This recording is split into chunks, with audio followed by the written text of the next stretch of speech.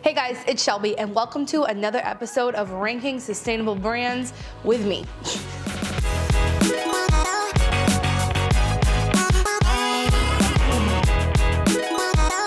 If you haven't seen the other two episodes in this series, I'll link them below, as well as a whole playlist where I talk about sustainable brands or brands that people think are sustainable and my personal thoughts on them. I have several videos on topics like this, so make sure you check out that playlist. After you've checked out that playlist, if there's a brand that you'd like to see me evaluate, rank if you will, leave it in the comments, because the way that I am choosing what brands are going into this video is basically I'm going into the comments of my previous video, seeing which ones were the most liked or the most commented, and putting them into the next episode. I love to read your comments overall, so make sure you leave me one. If you're not already subscribed, do that for me, please. And if you would do me a huge favor and give this video a thumbs up, because it takes me a long time to do all of this research for you, so I would really appreciate the support for the YouTube algorithm, as they say. If you haven't seen an episode in this series, you probably should go watch one. I'll link it right here. But then you might not know the ranking system that I use. There are 5 different ways that I do this. So the lowest that you can get, awful, no one should buy from it.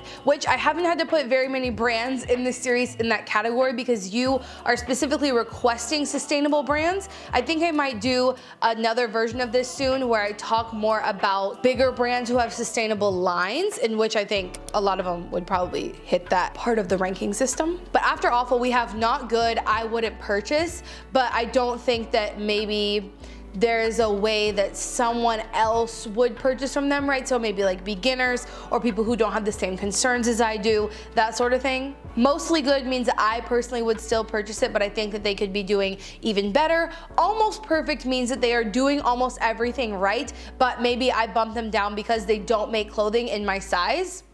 Not cool. I'm not comfortable giving them the next, which is God tier, unless I have tried them out, most likely. And we do have some brands in here today that are not exactly outright sustainable brands. They don't promote themselves as such.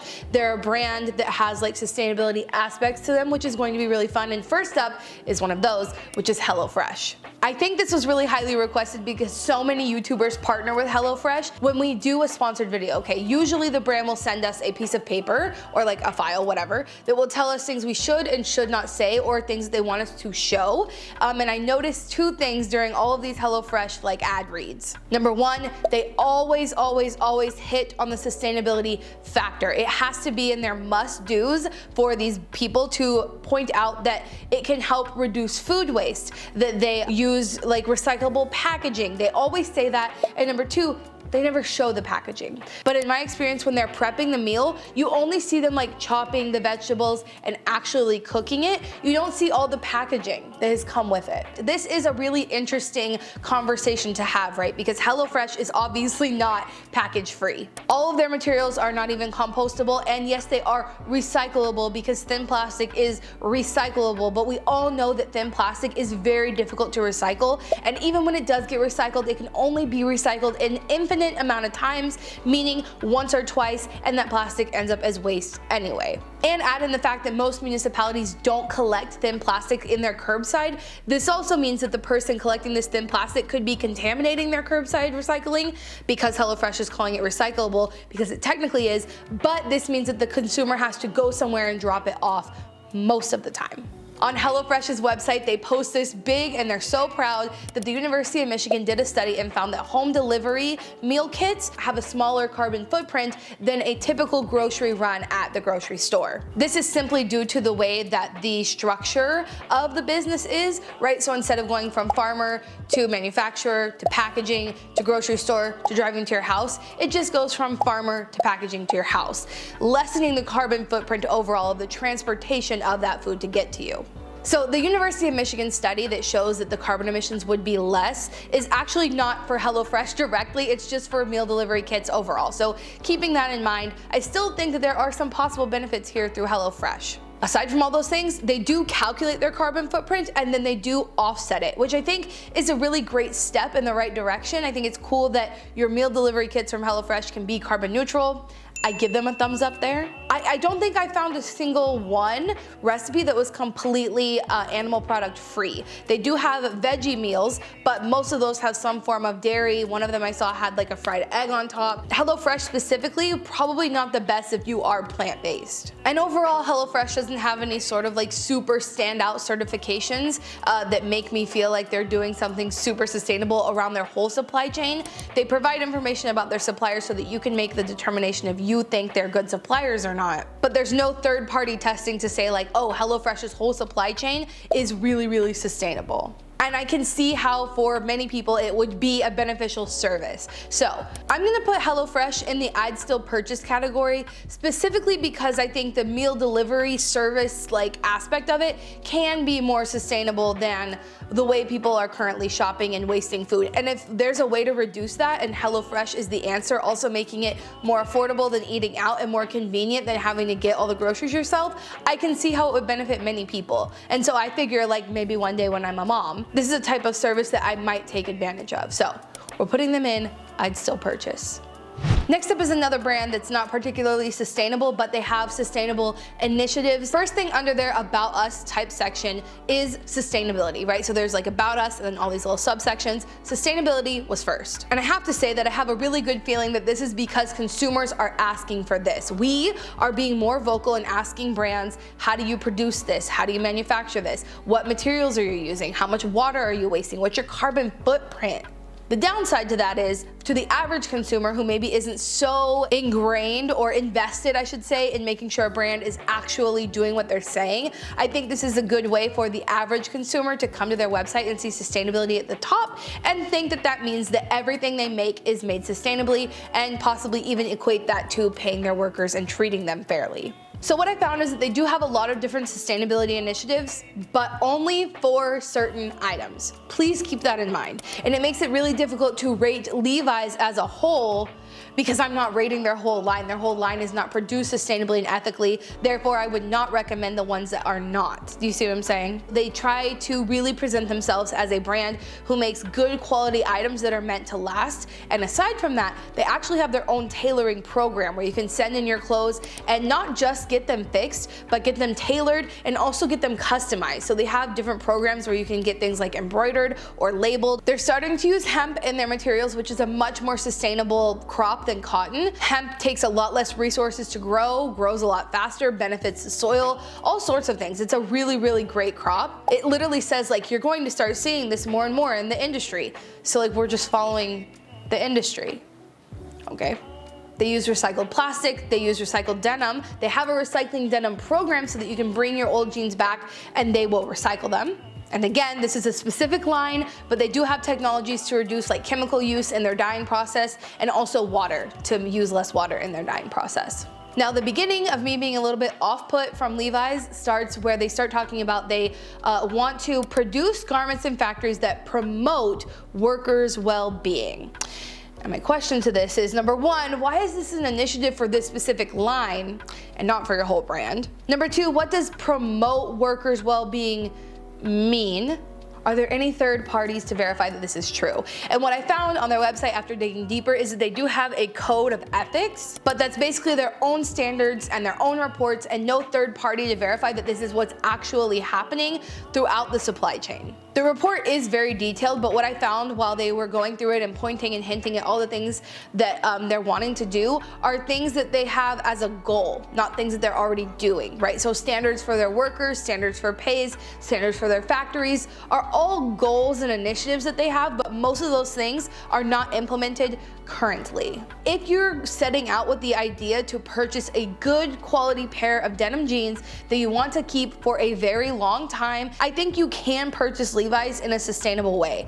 I just think that there are other brands out there that I personally would choose to support before I gave my money to a brand that isn't being completely transparent, that doesn't have the certifications to back up what they're saying, when we know full and well they have the money to be able to do so. So I think for Levi, I mean, they're doing good things, especially from a brand that is this big, doing something this, you know, they're doing a lot. They have a lot of initiatives, but I just don't think I would buy from them right now. That's just my view. So I'm gonna put them in, I wouldn't buy. Next up is a brand I actually know a lot about. I've purchased from in the past. I absolutely love them. I won't spend too much time on them. It's called United by Blue. I'll just list out the reasons I think they're great. They check all my boxes except their lack of size inclusivity. If I can't evaluate your clothing because you don't make clothing for the average size American woman, then I'm probably not gonna put you in God tier. So that's the only thing they get a knock from for me. They are a B certified corporation, which we love. They use incredibly sustainable materials and even have created some new sustainable materials for the market that they not only use, but they also sell so that other brands can use them. They're doing really, really cool stuff over there. Lots of interesting sustainable materials. I highly recommend you go and check that out. They use GOTS certified factories, which we love. And yeah, overall, I have nothing bad to say about the brand other than their lack of size inclusivity. So because of that, we're gonna put them in almost perfect. When they have the verifications to prove it, they're doing the innovations, they have, you know, all these things to back up what their claims are, there's not much to say. It's all very clear, laid out on their website with their sustainability reports. You know, not too much to say. This brand is a good one. Next up, you guys wanted to know about Meow Meow Tweet.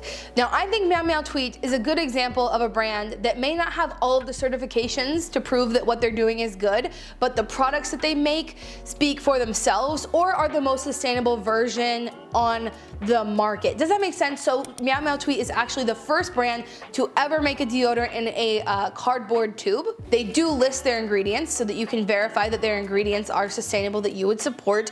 And then they also have a very sustainable product that you can't find anywhere else. And even if the brand itself is not, say, a B certified corporation, you still support that brand because the item that they're making is the most sustainable option to you at the time. But what I found by doing a deeper dive on Meow Meow Tweet is that they do say that all of their most controversial, if you will, or questionable ingredients are fair trade certified. They don't put this certification document out there for you to verify, but they do say it. So take that for what you will. And they are palm oil free, which I know is a huge concern for a lot of people, rightfully so. So that's a good thing to know about the brand as well. They are a low waste company. They do make things in small batches, but they don't really say on their website how the people are paid and treated and all that sort of stuff. But I think because of that and because they're still taking so much pride in being a handmade company, that they don't feel the need to get all these certifications to prove that their factories are ethically or sustainably made, just because they're still making them by hand with their team. Most of their packaging is glass or cardboard, and then their little plastic pumps, they do have a take back program for that. So I'm just gonna put them in mostly good because I do think they could have a little bit more transparency, but overall, a good brand.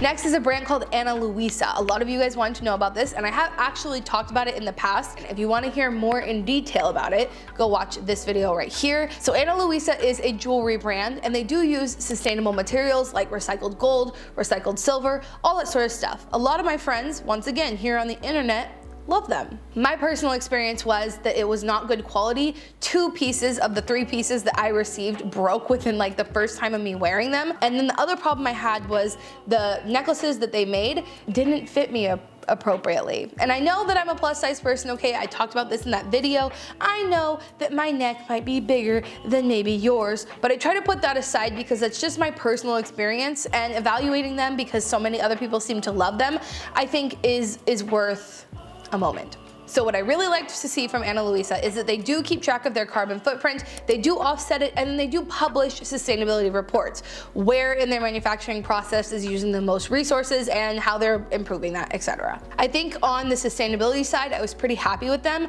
but when it came to ethics, they had a whole page dedicated to craftsmanship, which at the top, they talked again about the sustainability of their materials, and then at the bottom, they listed the countries where they manufacture. They didn't break down how people were treated or paid in any of these locations. They literally thought it was like a kitschy thing to do, to be like, in short, we manufacture here and here. And that's not enough. This doesn't necessarily mean that they are doing anything sketchy, but it means that I can't verify that they're not, and that no third party has verified that they're not. I struggle because I'm like, should I put them in mostly good? Should I put them in I'd still purchase? I'm not gonna buy them right now. And that doesn't mean that you shouldn't, and that doesn't mean that they're horrible. It just means that personally for me, their transparency is not great. Next up, we have Lucy and Yak, which so many of you guys asked about because they're pretty popular. Their dungarees are super cute and they're quite size inclusive, which they get an automatically bump up from me for there.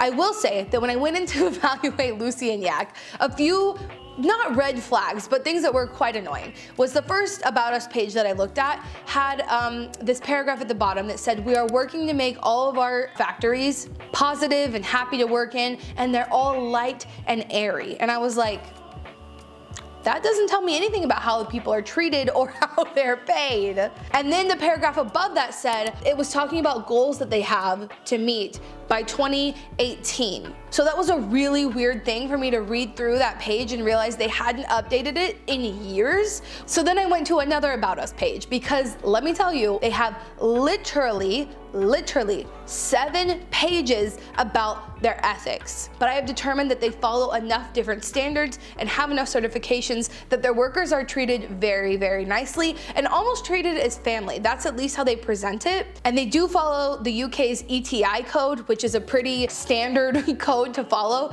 One thing that I also thought was weird, and this could have been contradicted in another page about sustainability, because there are also quite a few pages on sustainability on their website. Literally the quote said, almost 100% of our materials are either recycled or organic. What does almost mean? How much? What isn't? Can you, like, I just feel like this should be more clear. One thing I was really impressed by is that Lucy and Yak has their own sustainability coordinator. So they have an employee dedicated to the sustainability of the brand, which is really good. And I haven't seen that from a lot of smaller brands like this that aren't owned by giant conglomerate brands. And they do publish a sustainability report. So they are doing a lot of work to calculate their footprint and to improve it. So at the end of the day, I have never been able to purchase Lucy and Yak. Every time I go to find something that I like, it's always sold out in my size. So like I said, I don't like putting brands that I haven't actually been able to try in God tier. So I think Lucy and Yak is almost perfect, and that's where they're gonna go.